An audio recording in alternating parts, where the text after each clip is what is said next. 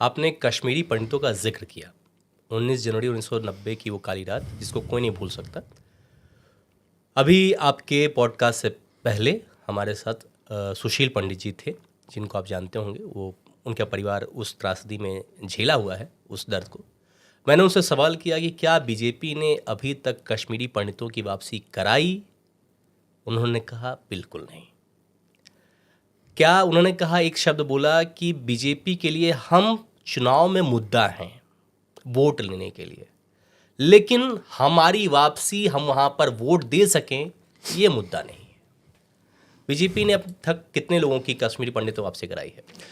बहुत बड़े बड़े एरिया में बहुत बड़ी बड़ी कॉलोनियाँ बनाई गई। कश्मीरी पंडितों के नाम से वो भूमियाँ आवंटित करी गई, इनको बना के उनको दिया गया।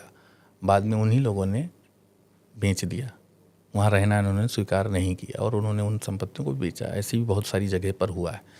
जब तक वो सुरक्षा दे पाया सरकार, उनको सुरक्षा मुहैया करा पाई? क्योंकि जब वो बसने की कोशिश किए तब आतंकवादी आए और गोली मार दी। लोग, जब वो उनको मनस्थिति उनको पूरी बनानी पड़ेगी ना कि नहीं मुझे रहना है।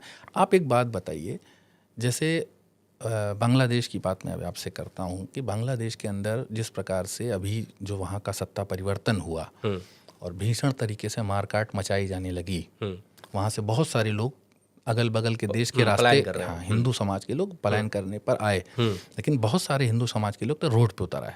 ठीक है।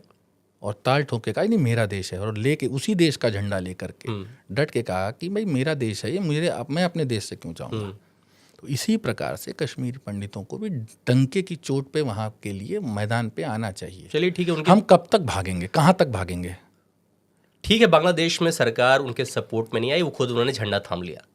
यहाँ पर तो सरकार दावा करती है कि हम कश्मीरी पंडितों के सपोर्ट में हैं, उसके बाद भी अगर सुरक्षा मुहैया नहीं कराई जा पा रही है, उनका पुनर्वास नहीं कराया जा रहा है, तो इसमें दोष किसका है?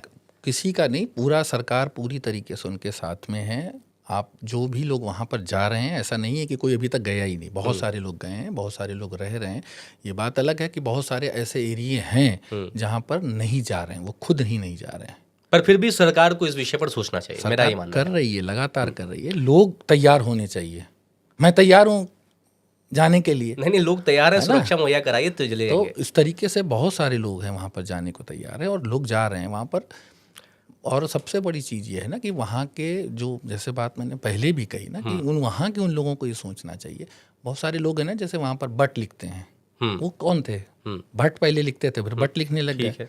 कश्मीरी पंडित ही थे, धर्म ही तो अपने बदला यार, आपके ही तो वो सब ब्लड के ही लोग हैं। ठीक है। पूजा पद्धति अलग हो, कोई दिक्कत नहीं, लेकिन इतना मानना चाहिए, मेरा मानना ये है कि ये देश हमारा, इस देश में आपने कोई भी पूजा पद्धति स्वीकार करी हो, लेकिन हमारे लिए देश प्रथम होना चाहिए। हमारे देश के जो प्रधानमंत्री हैं, उन्होंने प्रधानमंत्री बनते ही एक देश के अंदर नारा दिया कि नेशन फर्स्ट। ठीक है। एक भारत के लिए, श्रेष्ठ भारत के लिए अपने जीवन को लगाओ। देश के तमाम नौजवानों ने उनको विश्वास दिया, प्रधानमंत्री बनाया, और आज भी आप देख रहे होंगे एक बड़ी तादाद देश के अंदर खड़ी हुई। जिस प्रकार से जो राष्ट्र भक्ति का ज्वार अब दिखने लग गया है, ये पहले नहीं था। देश की आज़ादी में कितने % लोगों ने देश की आज़ादी के लिए संघर्ष किया?